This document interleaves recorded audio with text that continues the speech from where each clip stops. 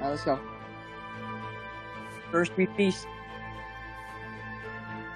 Hey, what's going on, everybody? For First We Feast, I'm Sean Evans, and you're watching Hot Ones. It's the show with hot questions and even hotter wings. And today we're joined by Steph Curry. He's the greatest shooter in NBA history, a four-time NBA champion with a pair of MVPs and 9 All-Star Game appearances to his name. But it all had to start somewhere, and you can see his journey from overlooked prospect to NBA legend in the new documentary Underrated, which is now available on Apple TV+. Steph Curry, welcome to the show. Thank you for having me, Sean. Appreciate it, man. How are you around spicy food before we get started? So growing up, I didn't want anything to do with spicy food. And First of all, let me ask you this. When do you think he did this? Do you think he did this after Underrated was released or before? Before. Before? I say after. When me and Aisha got married, she's got the Jamaican heritage, and a lot of that cuisine has to do with some spice. So I learned pretty quickly. So now I'm pretty comfortable with it, but I don't want to talk myself up knowing what's going on here.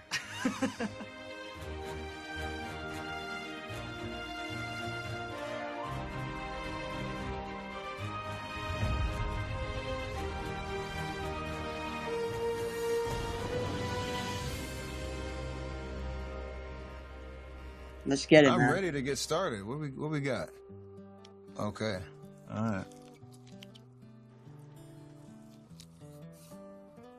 That's He's making me hungry. Watch this nigga eat.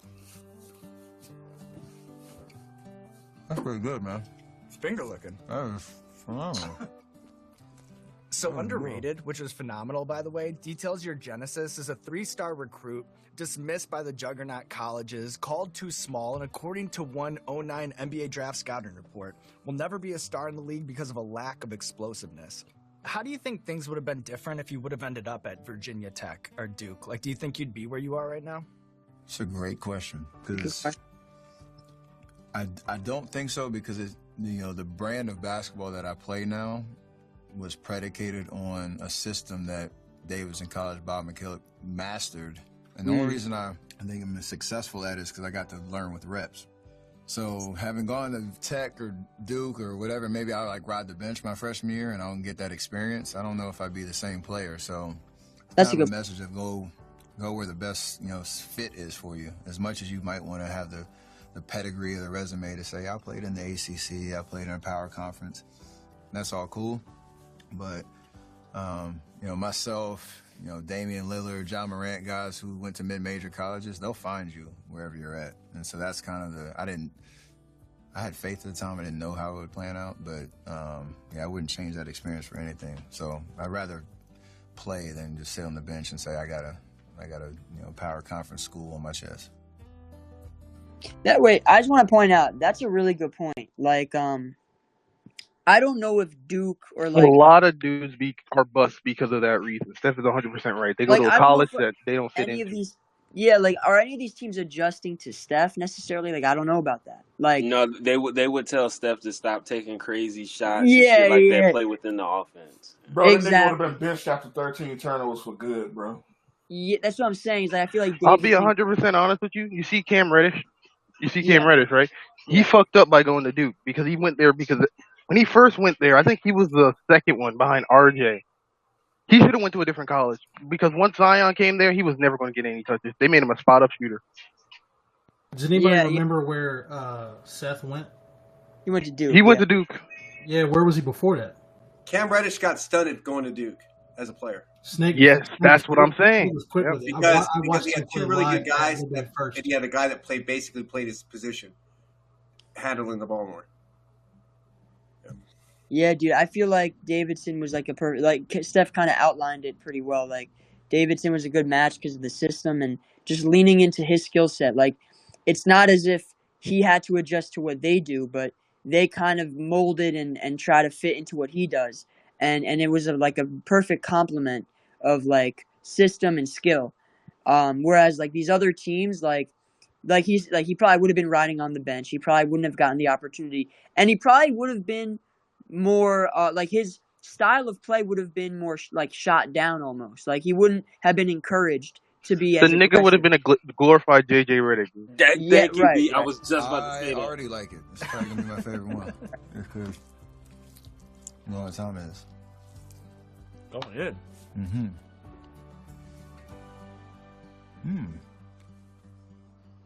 Little Thai green curry hot sauce. Does the name proud? Oh, absolutely. I like the flavor though. There we go. It's really solid. I'm getting too ahead of myself. This is really it's all right. solid. You can be proud of yourself. I am. You can be proud of yourself. I like the flavor too. Yeah. Like, the spice is one thing, but the flavor is pretty solid. Mm-hmm. So I want to congratulate you on an amazing weekend of golf, winning the American Century Championship, an eagle on 18, a hole-in-one earlier in the weekend. What is hitting a hole-in-one like for you? Like, is it like hitting a shot from 75 feet on the court, or is it a uniquely singular sport experience?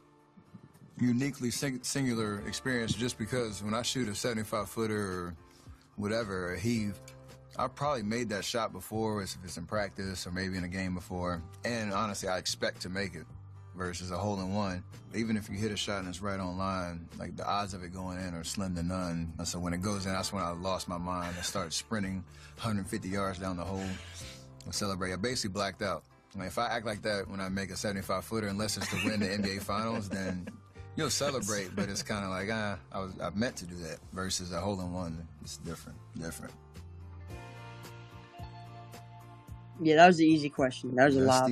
Lemon pepper. I like lemon pepper, though. I'm trying to chew. You freaking chew fast as hell. Well, that's when you're the host in this whole thing. You have to think about the timing. I'm trying to keep up with your rate. No. See, because I try to get it down first because I got a question. You know what I mean? I try to load. I feel you. It's a timing game over here too. You know. You mastered this craft for sure. So NBA Jam popularized the concept of being on fire, all right? But there was an influential study in the 1985 edition of Cognitive Psychology that said that... Whoa. Let me go back. Let's break this down. Study in the What did he say? Popularized the concept of being on fire, all right? But there was an influential study in the 1985 edition of Cognitive Psychology that said that hot hand theory or streak shooting is a myth. As the NBA's all-time leading three-point shooter, what's your take on that whole thing? Like, does being on fire feel real to you? Oh, absolutely. There are times you catch the ball and you maybe made one or two in a row, and this is in practice or a game, whatever the case is. But mostly in the game, like, everything else does not exist. The only thing that exists is as long as I can get this shot off and it's not going to get blocked, the rim feels like the ocean. And it's one of the most rewarding feelings for us and, myself and other great shooters. Like, that's all you work for is the muscle memory and the mechanics that develops that confidence, so that when you're in the game, like, you're not surprised you're in those moments, but when it happens, it's like, yeah, this is what I've been waiting for. It's like a psychological or physical phenomenon that you can feel. Like this study, they don't know what they're talking about. They don't know what they're talking about at all, unless you've been in that 94 feet and like, you've seen Klay Thompson scored, 37 and a quarter, 60 and three quarters. When I had 60 in one game, it's literally the tangible physical sensation of all I need to do is just get this ball off my fingertips and it's going to go in. Because you also know the opposite of that when you can't hit the broadside of a barn and everything feels good, but the results aren't there. So that balance of like where you are on that spectrum is like the ultimate. What do you guys think? I know some people have played at a high level or even at like a regular level, but like, you think there's like a hot shooting type of theory? Yes. Yes, definitely, bro. When you get in the zone, man, look at Steph when he takes all those no-look threes. Like, nigga, I hit literally I'll give you an example. I hit 2 corner threes in a fucking high school basketball game. I pulled up like damn near from the team logo on the next shot. Fucking got benched for the rest of the game. Like, bro, my coach benched my ass for the rest of the game. He said, "Sit your ass down." Like, legit. I'm curious to know you what almost the become rest unconscious. of the study says in context, because back in the day when they would teach typing, I don't know if anybody in here has done this before, but if you've ever like taken a typing test, matter of fact, some job applications on Indeed still have you do a typing test. And now people's best type speed and accuracy isn't their average, which is the true with like shooters. Like their best shooting night or the best shooting season like is usually an outlier from their average. But there's this weird thing that happens in a game. I think what's funny is I think Klay's actually, we've seen this more tangibly than Steph. But there's something about like however many computations a person's brain has to do to have the ball go from their hands to the basketball hoop. There's something about that, and he brought up muscle memory. Yep. But there's something about that copy and paste, because that's what it is. It's a mental, and there is some adjustment because you're shooting from different spots on the floor, and there's different distances, and the defenders are different, all that stuff. But there's this element of copy paste that becomes more likely to be accurate if your brain is able to take the last time the ball went into the hoop and transfer it to the next time you go to shoot. Like, I genuinely believe that somebody who like can be on fire strictly because their brain has learned to, or some kind of chemical reaction, whatever it is. Like when you talk about being in the zone, has figured out for a night or a week or whatever to copy and paste that data faster than it would on another day. Like, I genuinely believe that's a real thing. Cook. Yeah, they call it the kinesthetic, like this idea of you hear the word proprioception get thrown around, but like the ability to kind of connect your brain and your body, and the movements and all that stuff. And I do think there is some. Look, man, I was in high school, like I was just like a sniper, bro. Like that's just what I was. And so like there were moments obviously where like you just miss shots, right? Yeah. But then there's moments where you're hitting shots and then it becomes like you're unconscious. Yeah. You're not thinking about you're it. Literally it's like unconscious. Yeah. So like and then you gotta think like, is it placebo, right? Is it placebo where like it's like this like hyper like boosted level of confidence where like you're almost you have like extra energy and shit. You're bouncing around. Exactly. Yeah. You feel like Superman, bro. Y'all ever played beer pong with somebody who said they play better when you're drunk? Yes. It's like that. Because your body. Great point. Because your body's doing what the brain knows how to do with less factors involved. Exertion, right? Yeah. There's literally less going on. And when people are in right. the zone, they're not thinking about the crowd. They're not thinking. There's a bunch of shit that they're not thinking about as much. And the stuff that bounces around in our brains, it impacts the way that we deliver. It does. Like there's these weird like micro factors that go into, is the ball going to go like a fraction of a degree to the left, or is the ball going to go a fraction of a degree to the right, to where it doesn't go in? To those people that crack me up, but I ended up like, I kind of know what they mean, because their brain is literally processing less, and it's focused more on what it knows how to do to get the ball from point A to point B. Like the shots you take in practice versus the shots you take in game are completely different. But when you hit, like, there's this thing when you hit some shots in a game, your like level of confidence and like that placebo effect of like that feeling like you are who you think you are. And it's like, then you start to get bold and you start to take but then you make those shots. Like, I've had moments where like people just didn't expect me to like hit certain shots, and then I'd hit a couple, and then I'd be like, oh, you didn't think I could do that? Watch this shit. And I'm half court like type shit. And that's like, it's like that, like, it's adrenaline. But that's the thing, is like kind of what Lindell said. There's so many things that go into it that when you do like a study, you're doing like you're taking into account variables and this bullshit. But like the same shit can happen on defense too. Exactly. There's so much stuff that's involved. There's so many confound variables that are involved. You can't really even qualify like what's going on in the brain. Bro, one time I was playing defense, I felt like I was on autopilot, like I wasn't even fucking controlling my own body doing that shit, bro. It was crazy. Yeah, dude. It's I don't know if a study can even be like accurately like executed on something like that. I don't like anything that has De Fuego in the title. Oops. As hot sauces get hotter, the labels turn into like warnings. They don't want no liabilities on it right there. All right, now we're talking.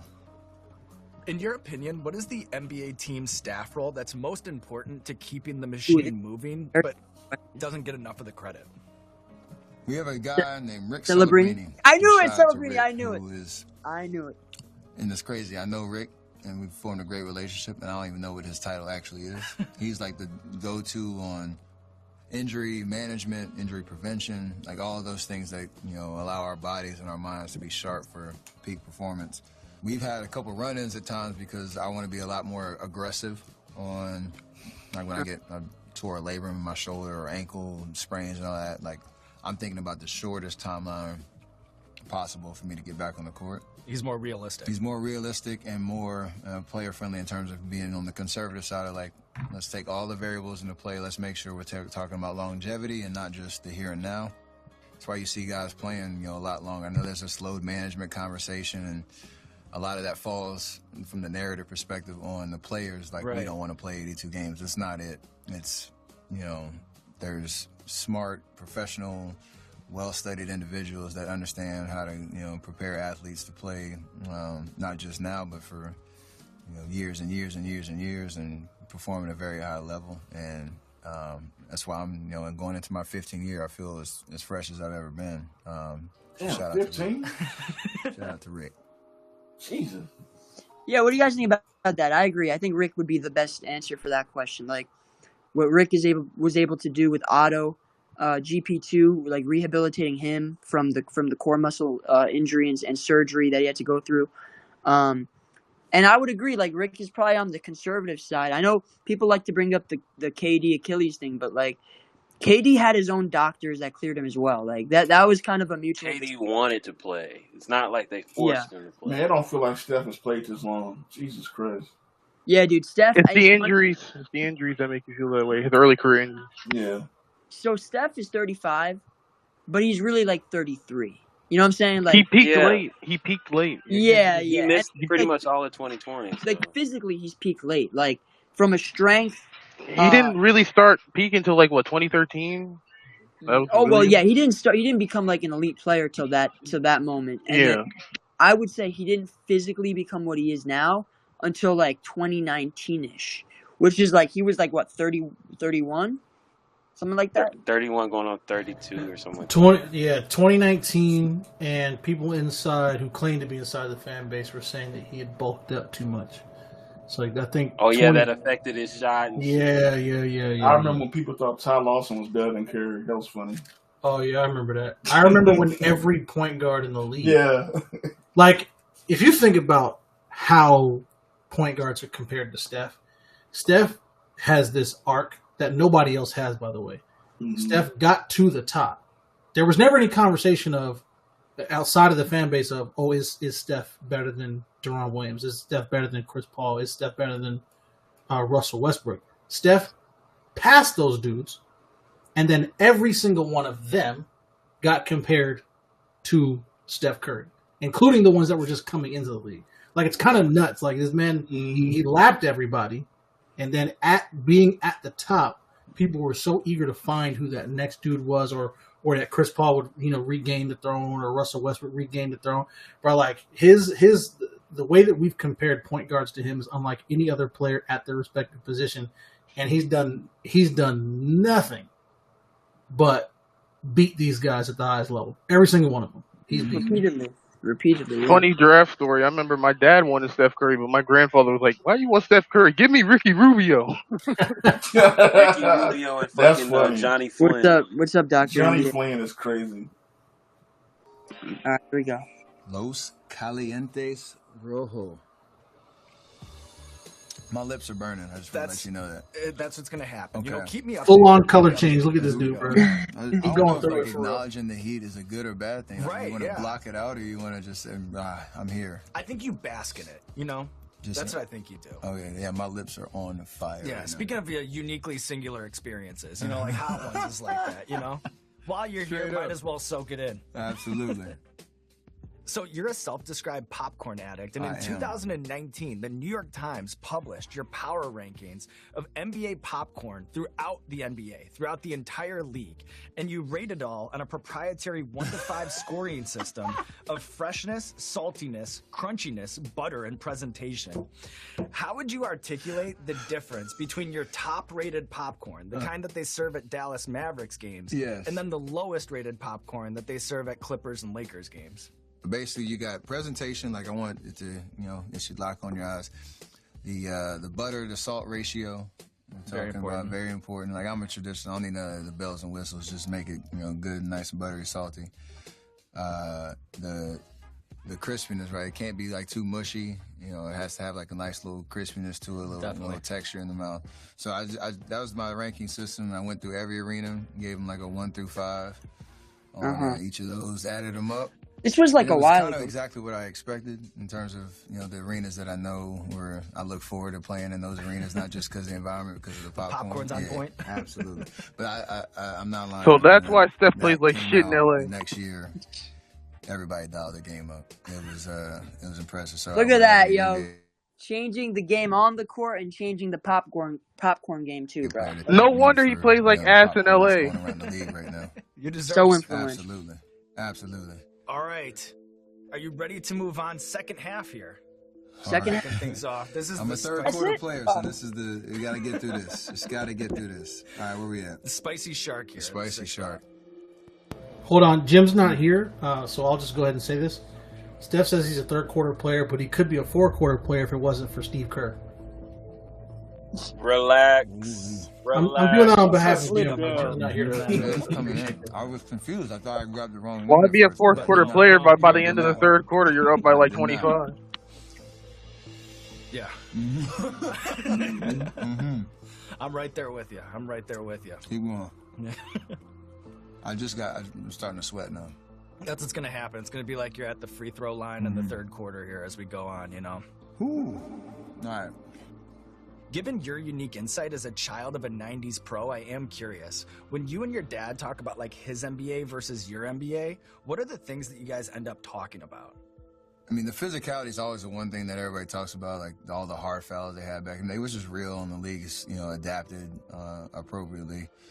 But just the overall spacing, right? Like when you watch games back in the day in the 90s, at all times they looked like there was at least 9 people inside the 3-point line, usually 5 to 6 people in the paint, and just the different X's and O's and floor spacing and play calls that they did.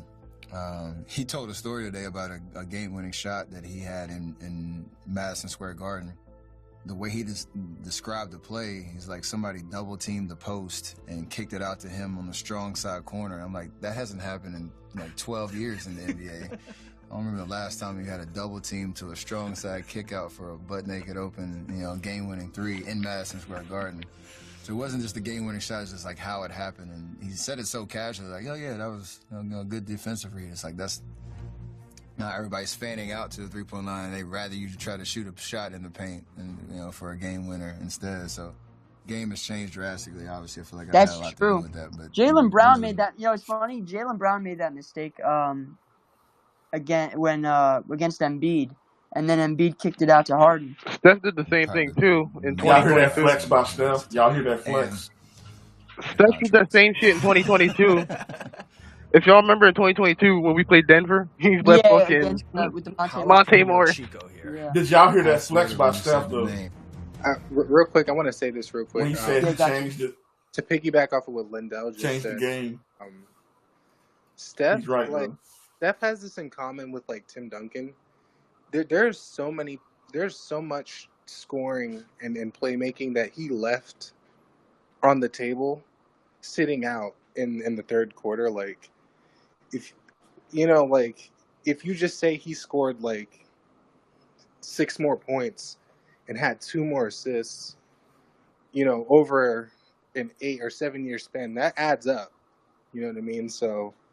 It's one thing for him to, for people, or even him to have the perception of himself as a 3rd quarter merchant, but we can only hope to imagine what his numbers would really look like if he played the full game like that. Mm-hmm. He would have had 85 points by now. I mean, it's a good thing too because it kind of preserved his body a lot. Not playing those 4th quarters. If you remember, like those 16 teams, there was no need for Steph to play his 4th quarters. They were up like 25 by the end of the 3rd. See, the thing with Tim Duncan, he would have Tim Duncan would actually have crazy ass numbers, bro. He would have like 10 blocks, 25 rebounds, 25 points, very efficient. But that type of production, man, like you're to try to sustain that for a 20 plus years in an NBA where you're playing a position like that, it's just not realistic, 100%. All right. I'm trying to do what you just said. I'm trying to acknowledge what's happening right now. I'm basking it. It's okay. It's gonna be all right. Mm-hmm. You're not the only one. Come on. Mm-hmm. I'm competitive as hell. I really want. And not to lead the witness, but we've never had an NBA player tap out. No, I'm not. It won't be today. However, you got to wheel me out of here. Come on. LeBron would. So I've heard you credit Klay Thompson's shooting form as being more pure from a textbook standpoint than yours. Can you explain what you mean by that? Because from sitting on the couch, like, they both look pretty good to me. How would I explain it? I'd say his is more repeatable for the average person. And what I mean by that, it's more kind of uniform from the ground up. So for all the hoop heads, like you get your balance from your feet, and then your power from the base, and you work your way up from there. Like, you can't really get your consistency and repeatability by trying to throw it and sling it with your hands and your arms and your wrists. So he has like the most stacked kind of form. Like, everything's in line. That makes sense. All of his angles are I know. right. Yeah. And like, if I was gonna take somebody who's never shot a ball Steph before, in pain and right put a ball now. in your hand, I would put you in Klay Thompson's positions. Because like, everybody shoots differently. Like, all the greatest shooters He's in the getting league, teary-eyed right we all now. have different releases, different That's forms. in Spain, but the S is the silent. one that if you just took a snapshot, it's just right here. It's just extreme. It's pretty. I call it the prettiest jump shot I've ever seen. He makes a good point. If you were giving advice, if you look at the difference between their shots, like, Steph's shot is a little bit more wonky. Like, his arms are kind of flailing and just like flopping all over. But with Klay, he's very stationary, and he's very, like, he doesn't have like a ton of like it's not like a lot of theatrics. Like, It's very straightforward. Klay goes straight up when he's not doing that weird shit with his legs, when he's like kicking it out, like a set shot. For Klay. But even when he kicks his legs out, his form is still straight. So that's so crazy. Yeah, it's true. Extremely like straight, like straight shooter. Just like with Steph, because Steph's shot is a lot of arms, so like he'll do like his arms will kind of tilt and they'll kind of like flail back, or like he'll kind of shoot that, like, flick his wrist inwards. Remember the Sacramento game when he had that crazy and one that should have been a foul? That's the perfect example. Oh yeah, exactly. See, here's the thing: Steph's form is more effective for like off the dribble, like off balance, like unorthodox. That's the word I'm looking for. Yep. Like, Steph's shot is so unorthodox, but like Klay's shot is literally like the most orthodox thing you can like recreate, because it's so just base and fundamental. That's why Klay's the greatest catch and shoot player of all time. It's just so easy for him. Like his arms don't move. It's just kind of just like if you watch, remember that shot against the Lakers where he just caught it at the ear, like literally at the ear, and then just shot it. Like, it was he's just not a lot of movement, Coaches will teach Klay's jumper, they won't teach Steph's jumper. Exactly. It's pretty. I call it the prettiest jump shot I've ever seen.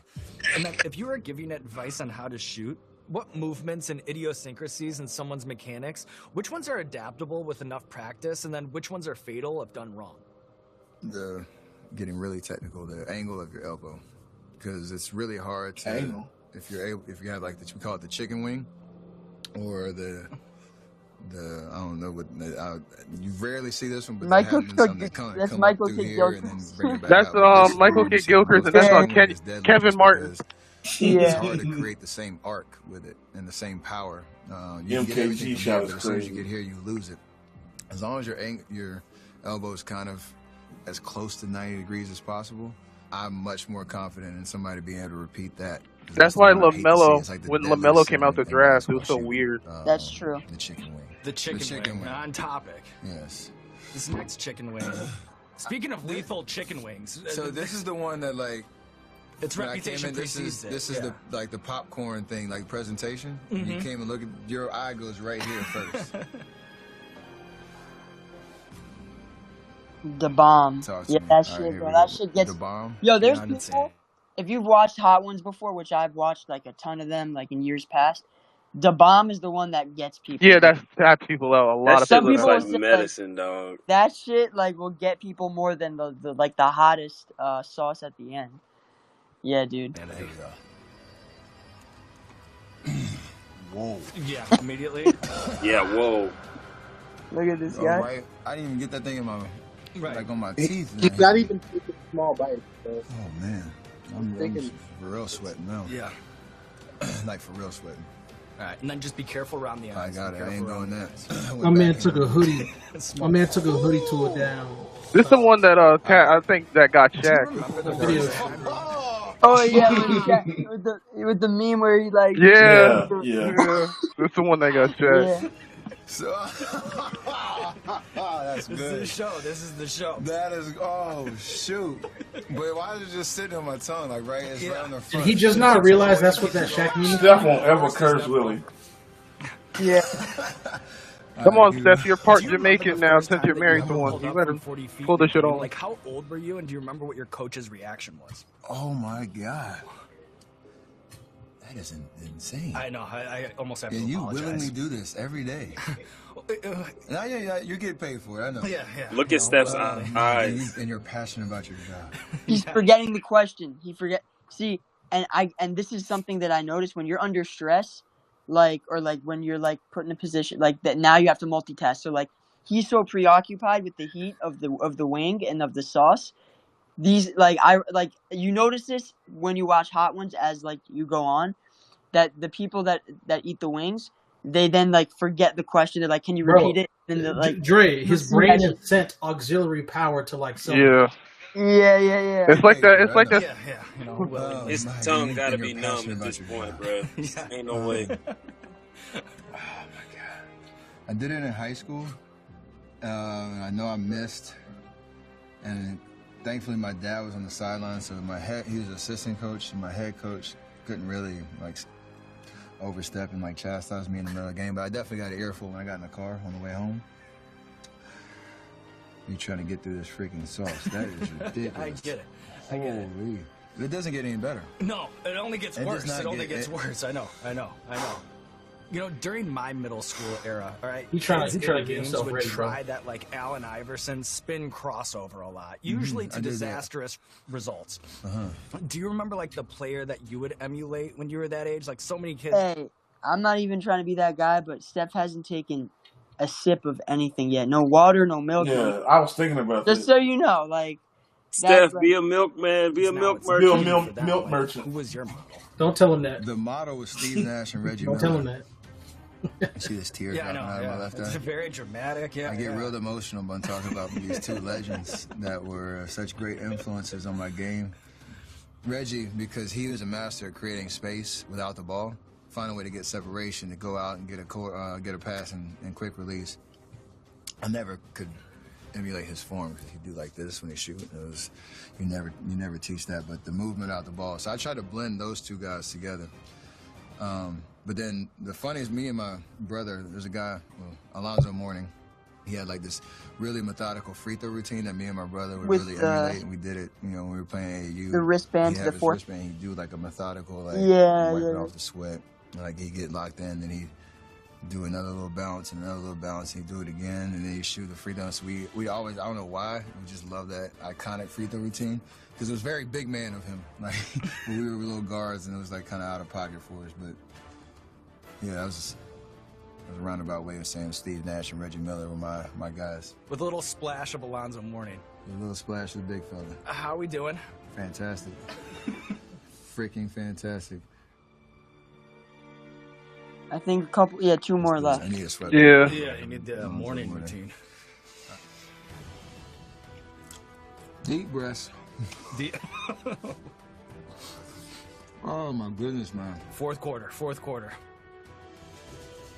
I just want to know, I'm winning a real significant bet in my family right now. Oh, you are? They didn't think you'd make it through. They had no faith in me. Underrated. Almost there. Underrated. Talk to Underrated. me. Come on. Told you I'm competitive. Come on. Bring it. How much did it mean to you that Kobe picked up on your babyface assassin nickname? It seems like he saw the killer instinct in you before a lot of others. that is one of my favorite memories and like compliments I've ever gotten in my life, because it was like 2 or 3 different kind of interactions there. One I didn't even know about till way after the fact. It was my rookie year, and we were playing the Lakers at home, and he's on the bench. I think we're getting beat at the time, but I come down the court and I do like this little pump fake situation, hit a leaner off the glass. And as I'm running on the court, the camera locks in on him for some reason, and he like points to or leans to the guy sitting next to him, one of his teammates, and kind of mouths like, "Yo, hey, he's nice." I'm like, that's the dopest thing in the world. Kobe's validating your game, Wow. and he's just seeing you play like for real for the first time. And that's freaking amazing. And the second time we were playing in a preseason game, he's doing that Mamba mentality thing where he's picking me up full court in a preseason game in the first quarter. Trey, I'm gonna put that in the chat. He's like this, like standing there and like doing defensive slides, like standing in front of me. I'm like, yo, what is happening right now? That's the play right there in the chat. He stays with me Oh, for yeah, that like one, 4 or yeah. 5 slides, and then he bumps me and I kind of like fall off balance. So I'm actually gassed at this point. I'm tired. We're trying to get into shape in the preseason game, and he's just going, all out on the defensive pressure. And he's way bigger, way stronger than me. He's bumping me and doing all that. So after I fall, I got no option. I'm like, I'm just gonna shoot it and live with it. And I shot it from probably 30 feet, and I made it. And then I act like nothing happened. So it's like the biggest keep your cool kind of moment in your life, because, it's freaking Kobe. You're trying to be super chill about it. But I just, drained one from 30 on it after he picked me up. And he gave me like the little ass tap on the way back. And I couldn't even acknowledge that either. I kind of just like knocked him off and like act like I was playing on defense. I went right back in at halftime. I was like, I need that clip. Like, bring me that back. I got to save that on my phone. And then the third time is what you're referring to in terms of him kind of breaking down the killer instinct, and I just hide it behind the smile. Like there's a guys that like he was that had like the scowl and the game face and like that killer mentality. He didn't have to say anything; you could see it. Like he's like the joy that I play with and the smile that I have. You get deceived by just the killer instinct that I had underneath and the competitive spirit that I had. Remember Game 3 of the 2022 Finals, sitting on the bench smiling. Especially he's not giving out compliments like that. No, so. no. That was truly special for sure. Wow, bro. Y'all remember after Game 3 of the 2022 Finals when we lost, Steph was on the bench smiling, and then he came out that Game 4 with the towel over his head. Yeah. Yeah, bro, it's just crazy. Bro, I remember Kobe was talking about it. What's about to happen right Kobe now. was talking about it. Kobe said, I remember when Kobe said, I think this is when he used to do detail. He said, "Nah, don't let that smile fool you, bro. Like that's some killer shit." Yeah, dude, those are some pretty good. So obviously the famous one, I think that was in 2014, the one where he hit the shot. Yeah.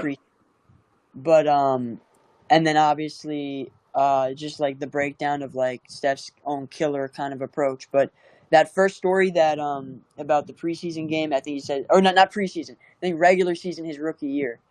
And like he had that leaner off the glass. Kobe goes says to his teammate, he's nice, dude. That's pretty cool. Like even like at such a early stage of Steph's career, like he was 20 years old, 21 years old, and he comes into the NBA and like just to get like a compliment like that from Kobe. You know how hard it is to get a compliment from Kobe, bro? Yeah, like bro, I'm about to boot up my Xbox 360 and hop on 2K9, bro. Like you see, like because Kobe could see like. He's a dude that can kind of tell like the ultra skilled dudes, because there's certain shot making stuff that like as a shot maker how tough certain shots are. So like when you see a guy just take like a leaner off the glass so easily, and I just saw the shot, like it's stuff like that where you're like, oh yeah, that dude's nice, man, because you can kind of see like the skill set's already built in, and it's just a matter of just kind of honing it as you go on throughout your career. But like it's kind of crazy to see how Kobe kind of picked up on like these kind of like indications of Steph's greatness earlier on in his career, like when he was in his rookie season, in his fourth season, fifth season, like pretty early on. He's in his 15th year now. Like it's kind of crazy when you think about it. So it's pretty cool to see, for sure.